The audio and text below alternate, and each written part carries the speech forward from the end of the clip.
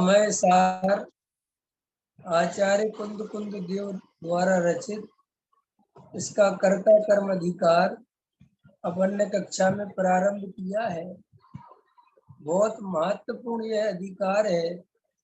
आचार्य कुंद कुंद देव ने पृथ्वी के समस्त जीवों के लिए जो मोह में नाच रहे हैं, भार से पीड़ित हैं, थके हुए हैं, अपने ऊपर बोझा लाद के चल रहे हैं, उन सबको निर्भर करने के लिए ये कर्ता कर्म अधिकार की रचना की है।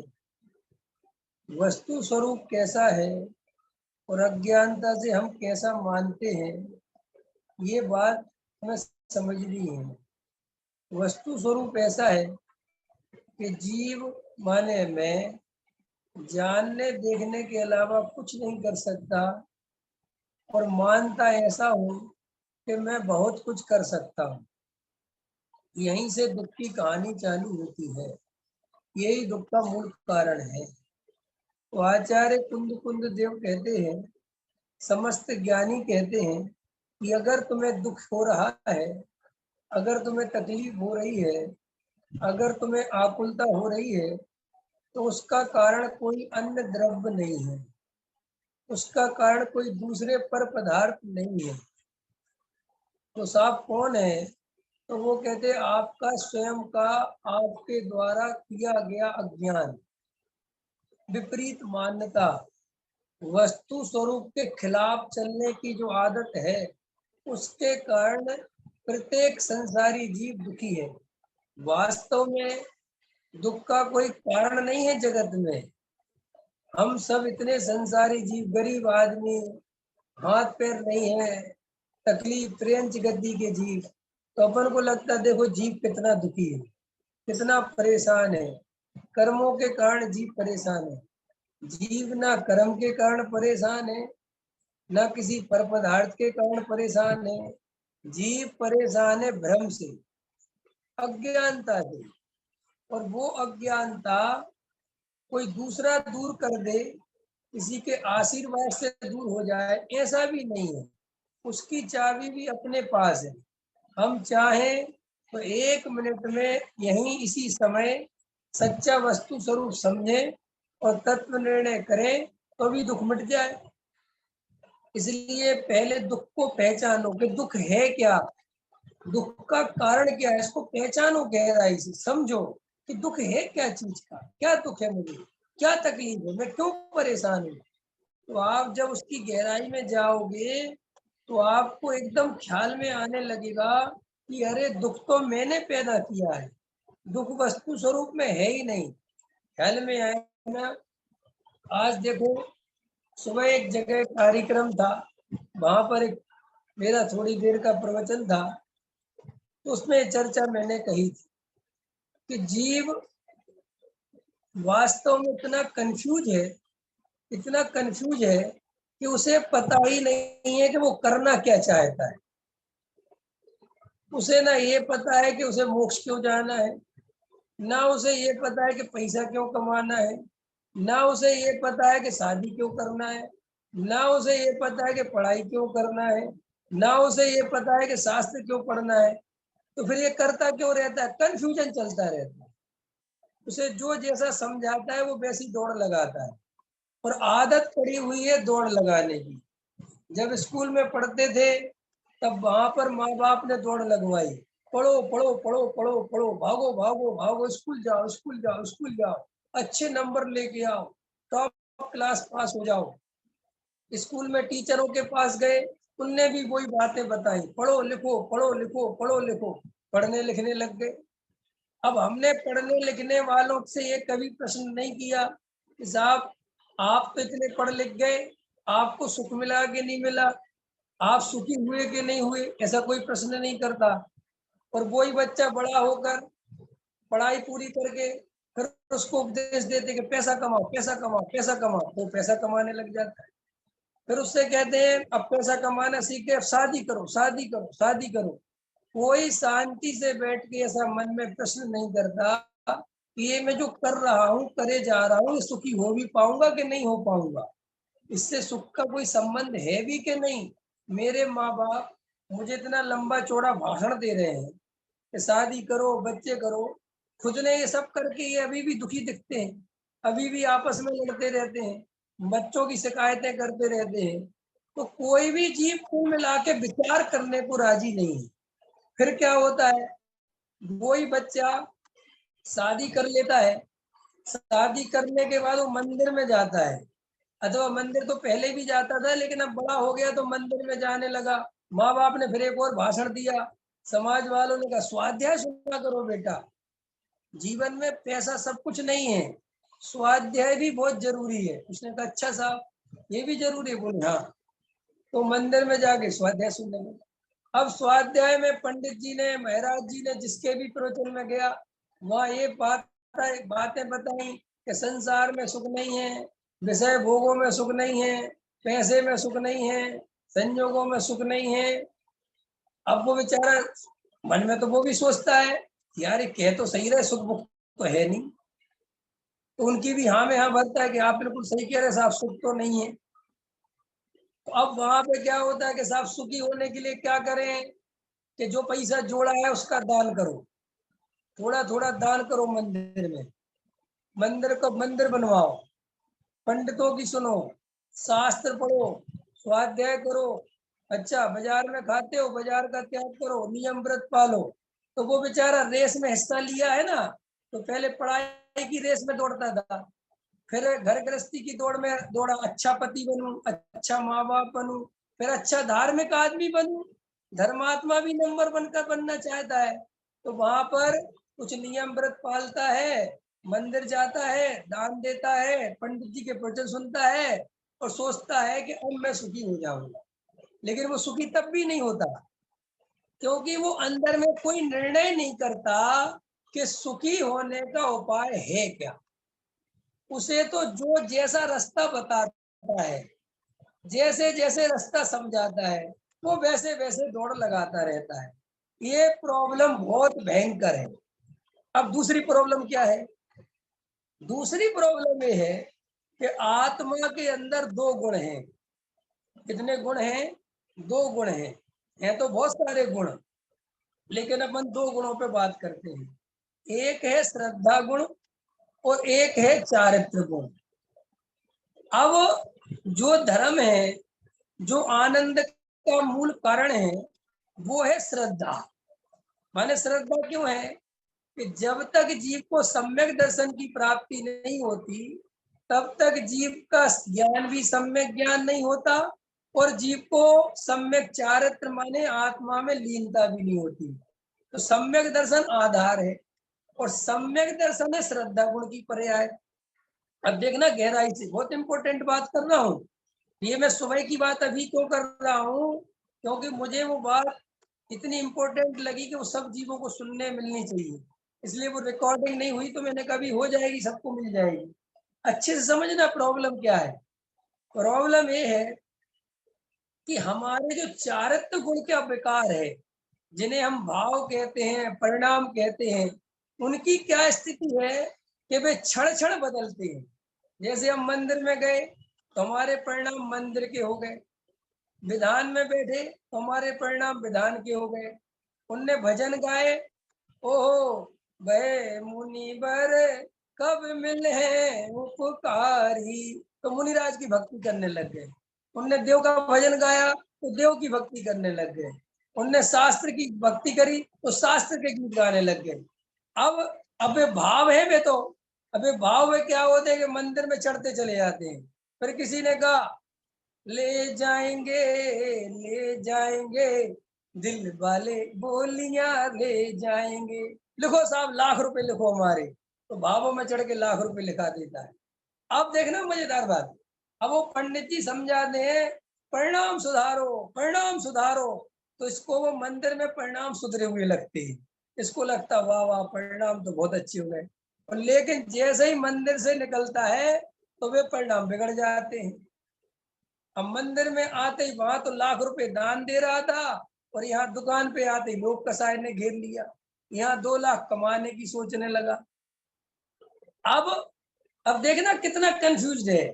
अब वो परिणाम निरंतर बदलते हैं। अभी भगवान की महिमा आ रही थी अब भोजन की महिम आने लगी।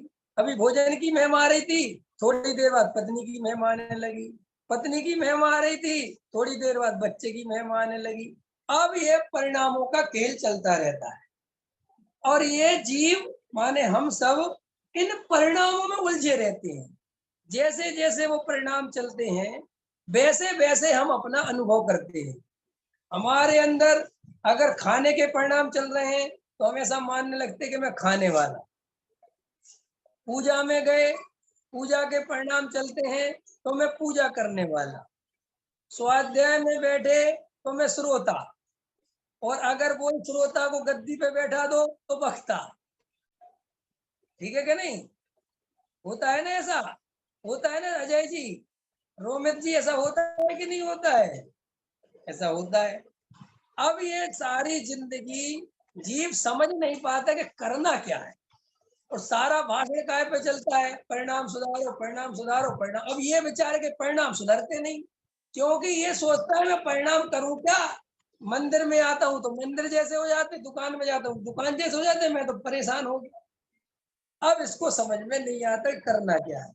अब इसी हुआ पोह में क्या होता है, जीवन चला जाता है और वो थोड़ा कंफ्यूज होके थोड़ा अपने बाल नोचने की स्थिति में आवे भी जी, तो उसको ये पंडित मिल जाते हैं, और ये पंडित उसका जीवन जो है बिल्कुल ऐसा बना देते हैं कि होशियार कर देते उसको, और वो होशियार हो जाता है। उसे क्या सिखा देते हैं पंडित कि घबराओ मत, तुम जिनवाणी की बात सुनते हो ना, कि तुम भव्य हो। और देखो ये परिणाम है ना, ये तो भूमिका के अनुसार होते ही होते हैं।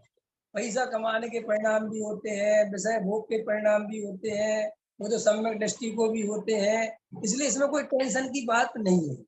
तो उसको एक सर्टिफिकेट दे देते हैं पंडित वगैरह, और फिर वो निश्चय व्यवहार की बुद्धियों में उलझा देते हैं। तो वो एकदम सेट हो जाता है कि अब मेरा मामला सेट चल रहा है, ये मुझे पैसा रुपया मकान दुकान की भी जरूरत है, मुझे धर्म की भी जरूरत है, और अभी मुझे थोड़ा ए भी चाहिए, मुझे थोड़ा ए भी चाहिए, थोड़ा ए भी चाहिए, थोड़ा ए भी चाहिए, थोड़ा ए भी चाहिए। और बेचारा इन्हीं चक्करों में जीवन चला जाता है।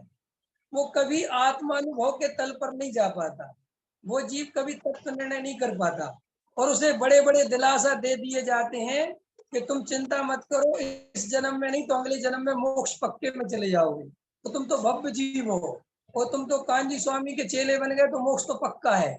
बस ऐसे वो इन सब चीजों के उसमें जीवन उसका दांव पे चला जाता। देखो भाई, सबसे पहले तो ये समझो, इन परिणामों की कोई कीमत नहीं है। जिन परिणामों का तुम्हें बहुत उपदेश दिया जाता है सुधारने का, पहले कभी सोचो तो गहराई में जाके, ये परिणामों की कीमत क्या है। अरे ये तो जरा सा फिल्मी पर्दे पर चले जाओ, 3 घंटे हॉल में चले जाओ सिनेमा घर में, तो वहां ये परिणाम कितने बदलते हैं। अगर करुणा का दृश्य आया तो करुणा के परिणाम हो जाते हैं। अगर गुंडा हीरो को मार रहा है तो क्रोध के परिणाम हो जाते हैं, है ना। तो जब वो फिल्मी पर्दे पर वो अमिताभ बच्चन की शकल देख के परिणाम बदल रहे हैं, तो इन परिणामों का करूं क्या, मैं संभाल के क्या करूं इन परिणामों का। इनकी तो कोई कीमत ही नहीं, इसका मतलब। क्योंकि ये तो जैसा म्यूजिक बजता है, नागिन का नाच बजा तो नागिन जैसे नाचने लगे, और अगर वो मध्यम मध्यम स्वर बजा तो धीरे धीरे नाचने लगे। कई लोग कहते हैं मैं बहुत अच्छा डांस करता हूँ या नृत्य करता हूँ। मैं उनसे कहता हूँ कि तुम नाचते नहीं हो, तुम्हें म्यूजिशियन नचाता है। क्या कहा मैंने? मुझे शब्द बोलने नहीं चाहिए। पहले के जमाने में नचनिया होती थी नाचने वाली, तो उसके साथ हम गांव में रहते थे तो हमने देखा है एक ढोलक वाला भी होता है, ठीक है। तो वो क्या है, ढोलक पे जैसी थाप देता है वो नचनिया को वैसा नाचना पड़ता है।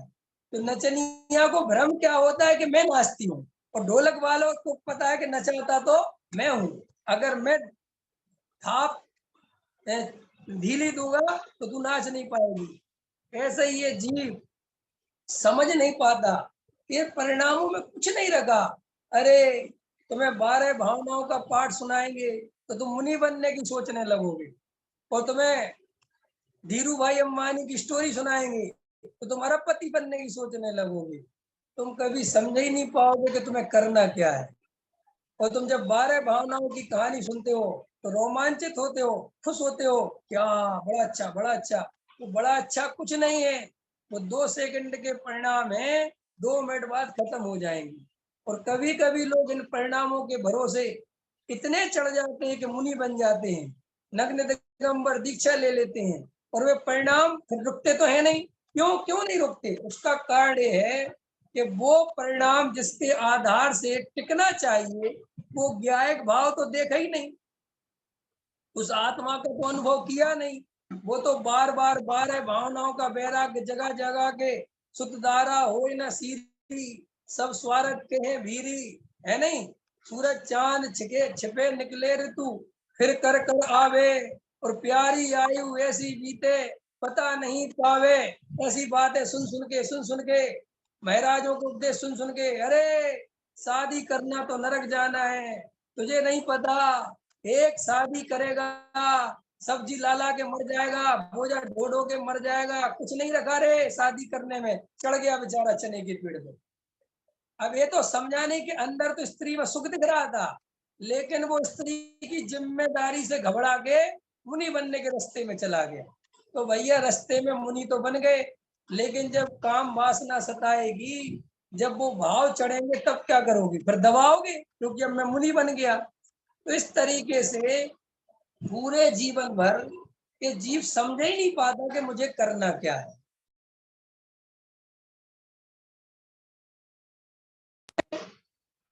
जो जो जैसा जैसा आता है वैसा वैसा करता चला जाता है। क्यों क्यों ऐसा? क्योंकि उसने बचपन से अंदर सोचने की हैबिट नहीं डाली। जो जैसा करता कहता गया, वैसा वैसा करता गया। धर्म को भी रखो साथ में। इसलिए दुनिया में 2 तरह के लोग दिखाई देते हैं, कोई जोड़ने में लगा है, कोई छोड़ने में लगा है। लेकिन ये समझने को कोई राजी नहीं है कि ना जोड़ने में धर्म है, ना छोड़ने में धर्म है। आत्मा ना छोड़ने वाला है, ना आत्मा जोड़ने वाला है, आत्मा तो जानने वाला है। ये बात समझ में आए बिना धर्म की शुरुआत नहीं होती। तो देखो भाई, श्रद्धा को बदलना है। रोमित भाई, किसको बदलना है? श्रद्धा को। ये परिणामों को नहीं बदलना है। परिणामों को क्यों नहीं बदलना है? क्योंकि परिणाम तो आपके कोई काम के हैं ही नहीं, वे तो 2-2 सेकंड में बदलते हैं। तुम चाहो तो और नहीं चाहो तो, उसमें क्या रखा परिणामों में? परिणाम तो 2-2 सेकंड में बदलते हैं। बदलनी तो श्रद्धा है। क्या बदलनी है? श्रद्धा। अब श्रद्धा कैसे बदलेगी? प्रश्न ये है। श्रद्धा को बदलने वाला कोई चीज है आत्मा के अंदर, तो वो श्रद्धा नहीं है, वो है ज्ञान। ज्ञान सब गुणों का राजा है, ज्ञान सब चीजों का राजा है। ज्ञान जैसा निर्णय लेगा, श्रद्धा वैसा स्वीकार कर लेगी। इसलिए आचार्य कहते हैं, ना तो तुम चारित्र की तरफ दिमाग लगाओ, ना तुम श्रद्धा की तरफ, तुम अपने ज्ञान का उपयोग करो। ज्ञान का उपयोग तत्व विचार में लगाओ। बार बार विचार करो कि मैं कौन हूं, क्या मैं शरीर हूं, क्या ये शरीर मेरा है? बार बार विचार करो, देखो, अनुभव करो, क्या मैं शरीर हो सकता हूं? फिर और अंदर जाओ, क्रोध आदि भाव हो रहे हैं, राग आदि भाव हो रहे हैं, विषय भोगों के परिणाम हो रहे हैं, उनको गहराई से देखो। क्या ये परिणाम सदाकाल रहेंगे? क्या ये परिणाम रूप में हो जाऊंगा? क्या ये परिणाम मुझ रूप हो जाएंगे? देखो गहराई से, उनको देखो। ये पूरे कर्ता कर्म अधिकार का सार बता रहा हूं मैं। बस यही ज्ञान को रात और दिन मेहनत करनी है, और ये मेहनत ही रंग लाएगी, इसी से सम्यक दर्शन हो जाएगा। तो जिन जीवों को वास्तव में मोक्ष की प्राप्ति करनी है, उन जीवों को तत्व विचार में उपयोग लगाना पड़ेगा। देखो भाई, ना तो कोई पंडितों के पीछे भागने से, ना किसी पंडितों के प्रवचन सुनने से, ना महाराजों के प्रवचन सुनने से, ना पढ़ने से, इन सब से काम नहीं होगा। कैसा? पढ़े नहीं, सुने नहीं, सुनो, लेकिन जो सुना है उसको गुनो। क्या कहा मैंने? जो सुना है उसको गुनो, उसको बार बार चिंतन करो। सुनो 1 घंटे और चिंतन करो 8 घंटे। और हालत मुमुक्षुओं की ऐसी है, सुनते हैं 8 घंटे और चिंतन नहीं करते 1 घंटे। क्यों? क्योंकि इतने पंडित पैदा होते जा रहे हैं और श्रोता तो वही के वही है बेचारे। एक पंडित को छोड़ते हैं दूसरा पंडित मिल जाता है, दूसरे पंडित को छोड़ते हैं तीसरा मिल जाता है, तीसरे को छोड़ते हैं चौथा मिल जाता है। और ज्यादा दोस्ती कर लेते हैं पंडितों से, और जिसकी क्लास अटेंड नहीं करो तो वो फोन करके पूछता है तुम आज क्यों नहीं बैठे थे क्लास में। अब उसको जवाब देना भारी, क्योंकि उसको दोस्ती सबसे रखनी है कि नहीं? सामाजिक रिश्ते सबसे बना के रखने हैं। ऐसा कोई पंडित नहीं जिसको ठगा नहीं। क्यों है? हम सबको सुना है, हमने सबको सुना है, सबको सुना है, सबको सुना ही सुना है। अनुभव कुछ भी नहीं किया। अगर अनुभव किया होता तो ये बोलना बंद कर देते कि हमने सबको सुना है। फिर तो क्या बोलते कि पंडित जी आत्मा का अनुभव तो अपने निर्णय से होता है, एकांत में तत्व विचार करने से होता है। अरे क्या कोई हमें आत्मा समझाएगा? मैं स्वयं आत्मा हूँ, ऐसा अनुभव करने से अनुभव होता है। देखो भाई, मैं तुम्हें आत्मा के बारे में नहीं समझा रहा, तुम आत्मा ही हो। मैं तुम्हें आत्मा के बारे में क्या समझाऊंगा? तो फिर मैं क्या समझा रहा हूँ? मैं तुम्हें ये समझा रहा हूँ कि किन कारणों से तुम्हें आत्मा नहीं मिल पा रहा है। आत्मा तो मिला ही हुआ है, मैं आत्मा ही हूँ, लेकिन उसका दर्शन क्यों नहीं हो पा रहा है, उसका अनुभव क्यों नहीं हो पा रहा है? मैं तो सिर्फ उन कारणों पर चर्चा करता हूँ। मेरे प्रवचन का सार सिर्फ इतना सा है, मुझे तुम आत्मा हो, तुम आत्मा का अनुभव कर सकते हो, लेकिन आत्मा का अनुभव बस थोड़ी सी गलतियां होने के कारण नहीं हो पा रहा है। तो देखो, ये बातें अच्छे से समझ लो। तुम पहले जीवन में निर्णय करना सीखो कि तुम्हें पैसा चाहिए कि नहीं चाहिए। सी घबराओ मत, चाहिए तो चाहिए, और क्यों चाहिए ये भी तुम्हें पता होना चाहिए। ये नहीं कि पड़ोसी को चाहिए इसलिए मुझे चाहिए, ये नहीं सारी दुनिया पैसे के पीछे दौड़ रही इसलिए मैं, ये तो पागलपन हो गया, ये तो मूर्खता हो गई। तुम स्वाध्याय क्यों सुनते हो कि सब सब सुनते हैं, ये बेकार की बात हो गई। नहीं, तुम अपना निर्णय करो कि मैं स्वाध्याय क्यों सुन रहा हूँ। देखो भाई, कितना ही महिमा करो, देव शास्त्र गुरु की महिमा करने से मोक्ष नहीं मिलता। कितने ही भजन गाओ भगवानों के, मोक्ष नहीं मिलता। अरे मोक्ष तो थोड़ा सम्य दर्शन नहीं मिलता। मुनि राजों की कितने गीत गाओ, कितने ही आहार दे आओ, कितने ही पैर दबाओ, सम्य दर्शन नहीं मिलता। पंडितों को कितने ही अपने घर बुला लो, कितनी उनकी सेवा कर लो, खूब भोजन खिला दो, सम्य दर्शन नहीं मिलता। सम्यक दर्शन तो एकमात्र स्वयं के अनुभव से ही मिलता है, और स्वयं का अनुभव स्वयं को ही करना पड़ता है, कोई दूसरा कराने वाला नहीं है। ये बात आपके निर्णय में आनी चाहिए। तो देखो, आज अपन ने भी 2 पॉइंट पे चर्चा कर ली कि आपको पहले नंबर पर अपना माइंड सेट करना है, क्लियर करना है कि मुझे क्या चाहिए। मैं दूसरों के भाव में नहीं आऊंगा, मैं दूसरों के बहकावे में नहीं आऊंगा, मुझे दूसरे के प्रभाव में नहीं आना है। मुझे मुझे ये पक्ष नहीं बनाना है कि अपने ग्रुप वाले पंडित जी हैं कि नहीं, कोई ग्रुप नहीं रखना है।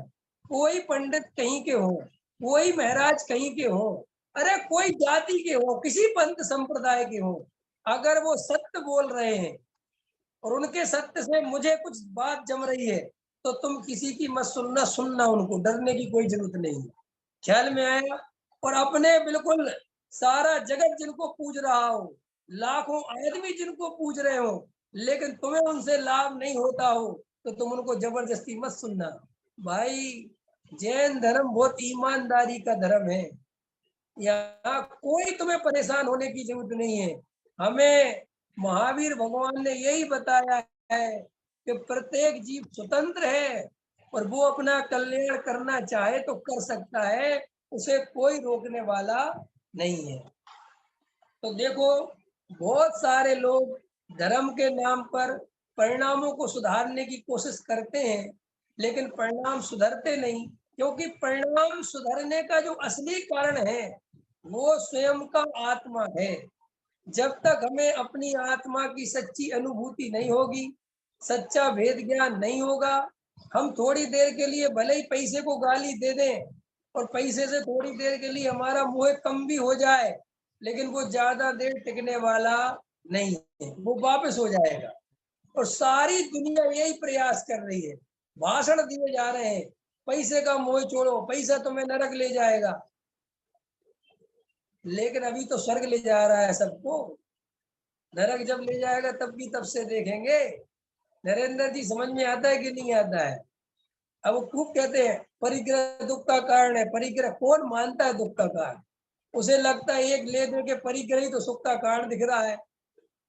देखो, मैं आज दोपहर में बैठे बैठे विचार कर रहा था कि कैसा वस्तु स्वरूप है, जो सबको जानता है वो दिखाई नहीं देता। क्या कहा मैंने? जो सबको जानता है वो दिखाई नहीं देता, और जो दिखाई देता है वो किसी को नहीं जानता। क्या दिनेश जी, पकड़ में आया?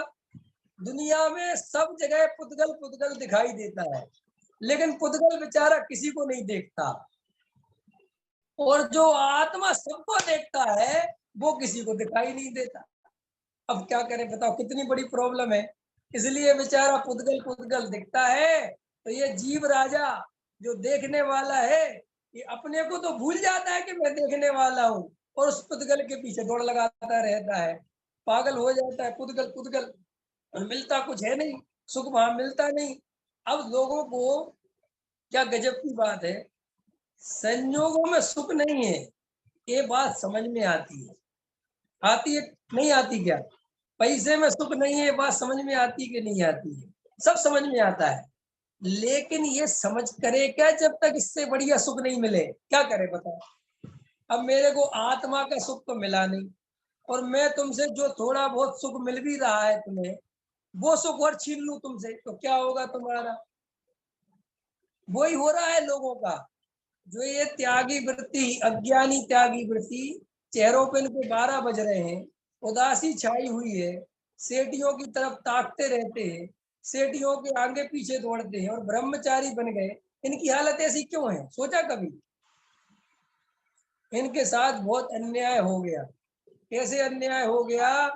इनको आत्मा का सुख मिला नहीं, आत्मा पे दृष्टि गई नहीं, और बाहर जो थोड़ा बहुत सुख मिल सकता था उसका त्याग कर बैठे।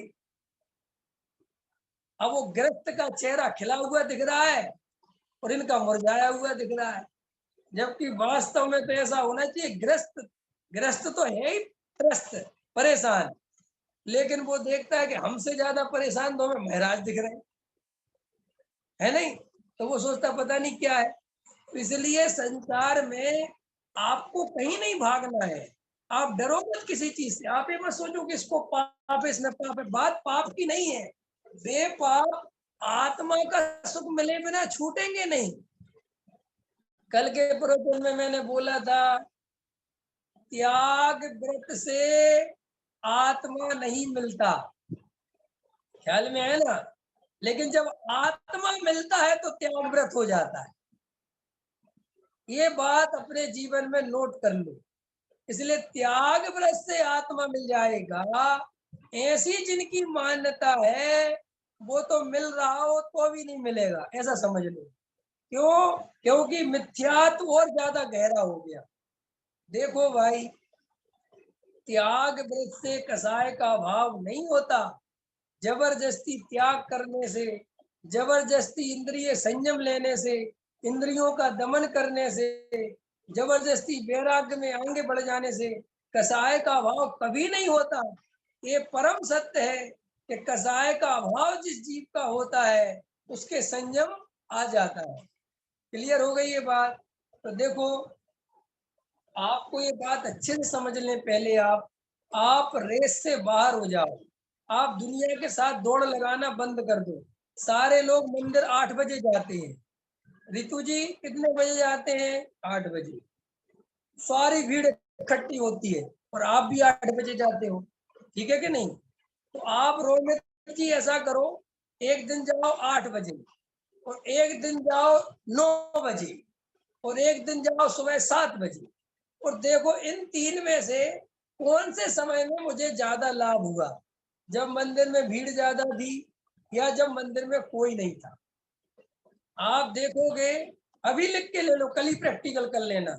जब मंदिर में कोई नहीं हो तब तुम शांति से मंदिर में जाना और जिनेंद्र भगवान के सामने खड़े होना और जिनेंद्र भगवान की भक्ति की जगह अपनी भक्ति करना, घबराना नहीं, क्योंकि वो जिनेंद्र भगवान की भक्ति ही अपनी भक्ति है और अपनी भक्ति ही जिनेंद्र भगवान की भक्ति है।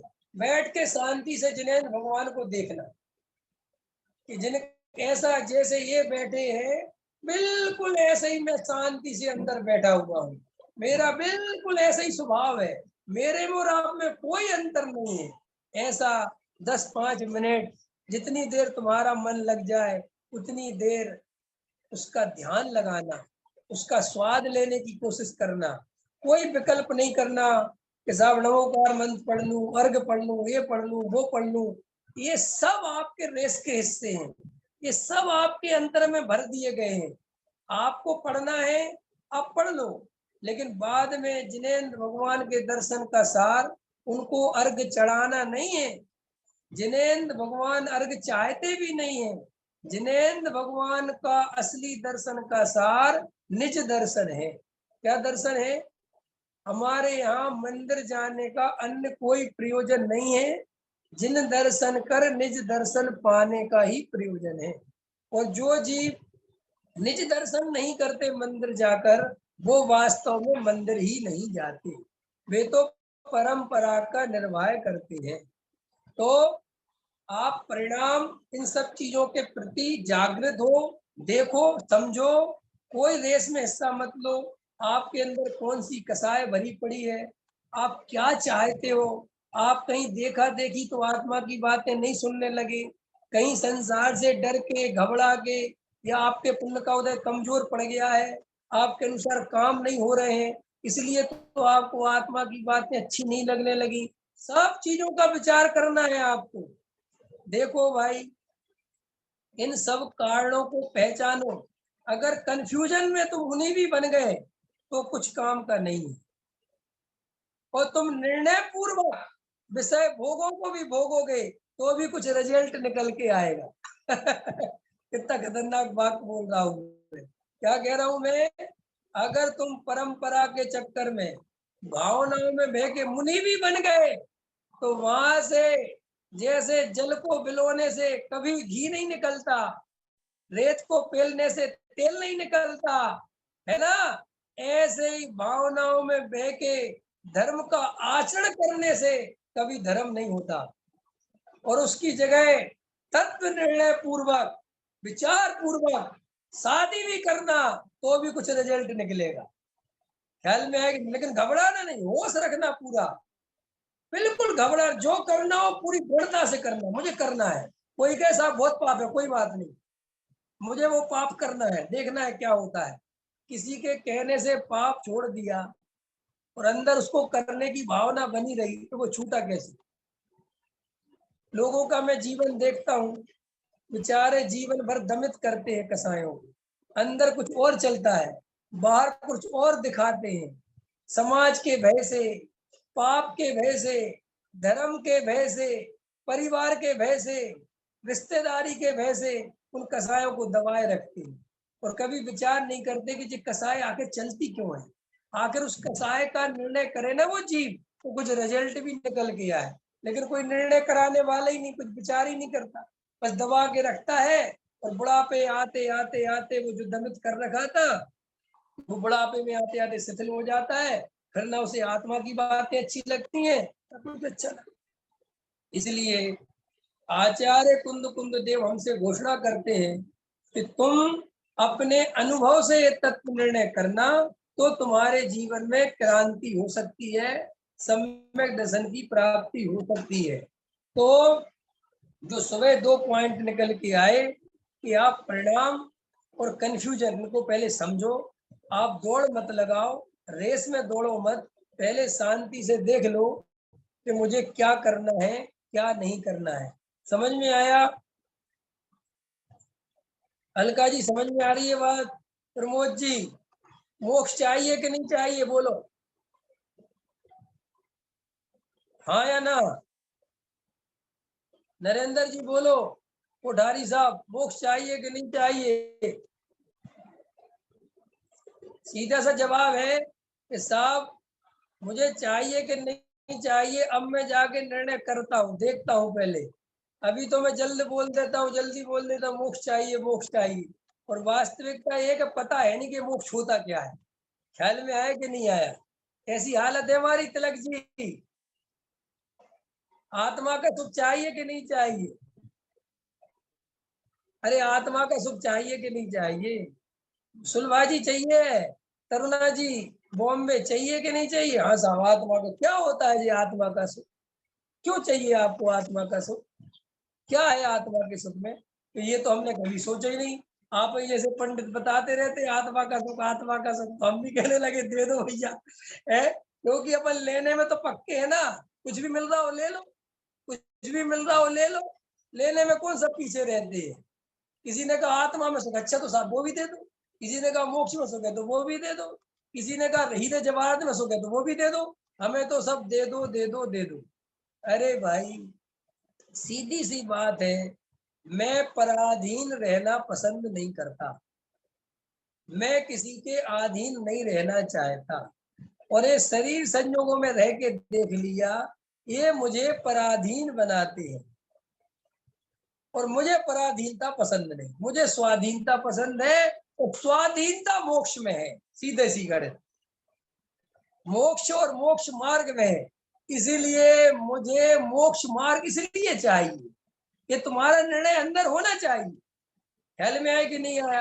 पंचेंद्रिय के विषय भोगों में सुख है कि नहीं रोमित जी। पंचेंद्रिय के विषय भोगों में सुख है कि नहीं। कि साहब लगता तो है, ये बात तो पक्की, मजा तो आता है, लेकिन मुझे ये बात साथ में समझ में आती है कि वो ज्यादा देर टिकता नहीं है। ख्याल में है ना।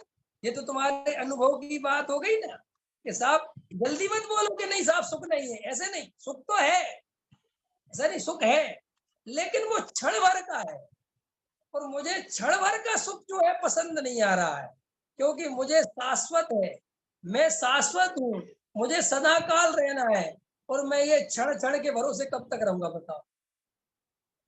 और फिर दूसरी बात, ये विषय भोग पराधीन है, इतने पराधीन है, इतने पराधीन है कि पत्नी से एक कप चाय बनवानी हो तो पहले दो बातें प्यार से बोलो, तब जाके एक कप चाय मिलेगी। अगर तुमने गलती से कुछ बोल दिया, आज मैं चुटकुला पढ़ रहा था, पति को अपनी पत्नी से बोलना था कि मेरे सिर में दर्द है। क्या बोला उसको, उसको अपनी पत्नी को मैसेज में बोलना था कि मेरे सिर में दर्द है, लेकिन उसमें मैसेज में लिखा गया तू सिर दर्द है। क्या लिखा गया, तू सिर दर्द है। तो उसमें चुटकुला में आगे लिखा था कि पति 3 दिन तक घर नहीं गया। ख्याल में आया कि नहीं आया। तो संसार के विषय वो कैसे है, बहुत पराधीन है, घबराना नहीं। छोड़ने की बात नहीं कर रहा मैं, छोड़ना तो तब होगा जब यहाँ का सुख मिलेगा, लेकिन उनकी सच्चाई समझ लो कि यार इनमें परमानेंट सुख मिलने वाला नहीं। बस इतनी सी बात। देखो सम्यक दृष्टि और मिथ्या दृष्टि में यही अंतर है नरेंद्र जी। सम्यक दृष्टि विषय भोग भोगता है, लेकिन उसका पक्का श्रद्धान है कि इनके भरोसे सदा काल नहीं रहा जा सकता। और मिथ्या दृष्टि भी सुख भोगता है, लेकिन मिथ्या दृष्टि का श्रद्धान है कि इनमें से सुख मिलेगा, और जितने ज्यादा मिल जाए उतना ज्यादा सुख मिलेगा। बस इस श्रद्धान का नाम मिथ्या दर्शन है, और उस श्रद्धान का नाम सम्मेलन। बोलो सम्मेलन श्रद्धा कितना सरल हो गया। माने विषय भोग सम्यक दृष्टि भी भोग रहा है और विषय भोग मिथ्या दृष्टि भी भोग रहा है, लेकिन दोनों के भोगने में जमीन आसमान का अंतर है। और ये बात अगर तुम्हें अनुभव से समझ में आ जाए तो तुम अब भी सम्यक दृष्टि हो। बताओ अजय जी, अब सम्यक दर्शन सरल है कि कठिन है। सरल है, लेकिन ईमानदार होना चाहिए सम्यक दर्शन के लिए। क्या होना चाहिए, ईमानदार। तुम्हारे अंदर अगर बेईमानी चलेगी, मुझसे तो कहोगे पंडित जी विषय भोगों में सुख नहीं मानता, लेकिन भोगे बिना नहीं रहा जाता। और बोल ऐसा रहे और अंदर सुख मानते हो, कैसे नहीं चलेगा। ईमानदारी होनी चाहिए पूरी। अगर मानते हो तो बोलो कि अभी तो मानता हूं, कोई डरने की बात नहीं। देखो भाई, जितने ईमानदार बनोगे उतने जल्दी सम्यक दृष्टि हो सकती है। हर चीज के प्रति ईमानदार बनो। मंदिर जाओ, ईमानदारी से जाओ, किसी को दिखाने के लिए मत जाओ, मायाचारी से मत जाओ, दूसरे मुझे धार्मिक समझे इसलिए मत जाओ। और जितनी देर मन लगे उतनी देर रुको, मन नहीं लगे निकल जाओ, कोई बात नहीं, नहीं लग रहा मन, अब मुझे बैठ के स्वाध्याय करना है। स्वाध्याय में जितनी देर मन लगे ईमानदारी से लगाओ। तुम जब ऐसे ईमानदारी से जियोगे, तुम्हें अपने आप ही आनंद आने लगेगा। तुम्हें अपने आप ही ऐसे भाव आने लगेंगे कि जैसे मैं वास्तव में निर्भर हो गया, मुझे कोई आकुलता नहीं लगती। मंदिर गए, कोई नियम मत लो कि 2 पूजा पढ़ूंगा कि 3 पढ़ूंगा। एक ही नियम बनाओ अलका विनोद जी, कि जितनी देर आनंद आएगा उतनी देर पढ़ूंगी। ये आनंद नहीं आया, तकलीफ होने लगी, आकुलता लगने लगी, बस बंद, खत्म, अब नहीं करना। इससे क्या होगा, तुम्हारे जीवन में ईमानदारी आएगी। वृत्तशील संयम आदि कैसे करना विनोद जी, डॉक्टर विनोद जी? अंदर हृदय बोलता है कि आज मुझे एक आसन रखना है, बिल्कुल रखो, कोई टेंशन लेने की जरूरत नहीं। आज मन कह रहा है मुझे बहुत आनंद आ रहा है, बहुत शांति है, आज मुझे 2 घंटे के लिए दोपहर में मंदिर जाना है, मुझे मंदिर में ही बैठूंगा शांति से। मंदिर चले जाओ। ये मंदिर वास्तव में पता है आपको किस लिए बने थे? ये मंदिर, ये जो आजकल ये ताले डल जाते हैं ना 12 बजे के बाद, ख्याल में है ना कि 12 बजे के बाद मंदिरों में ताले डल जाते, पता है ना तुम्हें? आपके यहाँ डलते कि नहीं डलते हैं? दिल्ली में तो डल जाते हैं 12 बजे के बाद ताले। नरेंद्र जी, आपके यहाँ डल जाते हैं ताले के नहीं? हाँ। प्रमोद जी, सागर में डल जाते कि नहीं डल जाते? अब बताओ, हम मंदिर भी जो है टाइम टू टाइम खोलते हैं, ये तो हमारी हालतें हैं। अरे हम मंदिर में ऐसे सामान रखते ही क्यों है कि हमें 12 बजे ताले लगाने पड़े?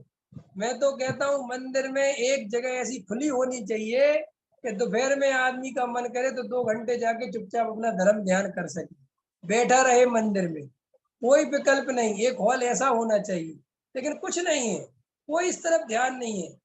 क्योंकि हाँ, दीप्ति जी की यहाँ नहीं डलती, तो दीप्ति जी जब मन करे मंदिर में चले जाया करो, दोपहर में वही ध्यान लगाया करो। जरूरी नहीं है कि अपन पहाड़ों में जाके ध्यान लगाएं, जहाँ एकांत मिल जाए वहीं ध्यान लगा लो, वहीं तत्व विचार कर लो। तो इस तरीके से अभी आज अपन को जो चर्चा, अपन को 2 बातें थी मेरे, वो आपको बता दी कि आपको अंदर परिणाम की जो चिंता सता रही है, भाई परिणाम तो बाहर में जैसे माहौल बनते हैं वैसे परिणाम हो जाते हैं, और परिणाम बदलते नहीं डायरेक्ट। धर्म की शुरुआत परिणाम बदलने से नहीं, धर्म की शुरुआत परिणाम से भिन्न अपरिणामी गायक को देखने से होती है। क्या बोला तिलक राज जी? धर्म की शुरुआत परिणाम बदलने से नहीं, परिणाम से भिन्न जो अंदर गायक अपरिणामी तत्व है, जो उन परिणामों को जानता देखता है, उसकी तरफ दृष्टि डालने से धर्म की शुरुआत होती है। तो हम सभी जो भी धर्म करना चाहते हैं, जो जी देखो भाई, धर्म करना चाहते हैं उनके लिए बोल रहा हूं मैं, जिनको पुण्य चाहिए हो, संसार के देवगति चाहिए और कुछ चाहिए, उनके लिए मेरी बातें नहीं है।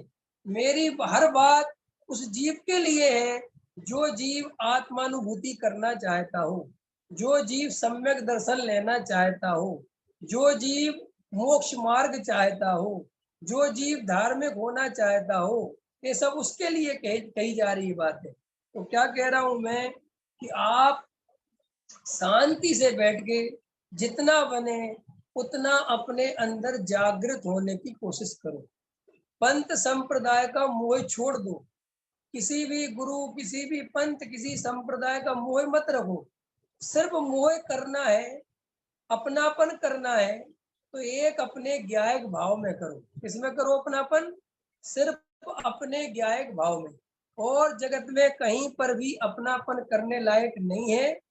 तुम तो अपने ज्ञायक भगवान आत्मा को देखो, भाई आत्मा परिपूर्ण है, माने मैं परिपूर्ण हूँ, पूरी समर्थ लेके पैदा हुआ हूँ, मेरे में कोई कमी नहीं है, ऐसा अंदर निर्णय करो और भेद ज्ञान का आरा निरंतर चलाओ, तो आत्मानुभव हो सकता है। और अगर ये वेद ज्ञान का आरा नहीं चला सकते और अगर ये सोचते हो कि वेद ज्ञान का आरा चलाए बिना, गंभीर हुए बिना, तत्व निर्णय करे बिना सम्यक दर्शन की प्राप्ति हो जाएगी, तो भाई साहब नहीं हो पाएगी। ख्याल में आया? नरेंद्र भाई ने कुछ लिखा है, अभी मैं देख पढ़ नहीं पाया, जल्दी से निकल गया। क्या लिखा है आपने? अभी देखता हूं मैं। अभी आप लोगों को, चलो अभी का समय हो गया, अब मैं सबको अनम्यूट कर रहा हूँ, थोड़ी बातचीत कर लेते आपस में। अभी इतनी बात हो गई, अभी रिकॉर्डिंग बंद कर रहा हूँ और आपको अनम्यूट कर रहा हूँ, सारे लोगों को अपने अपने को म्यूट कर लेना।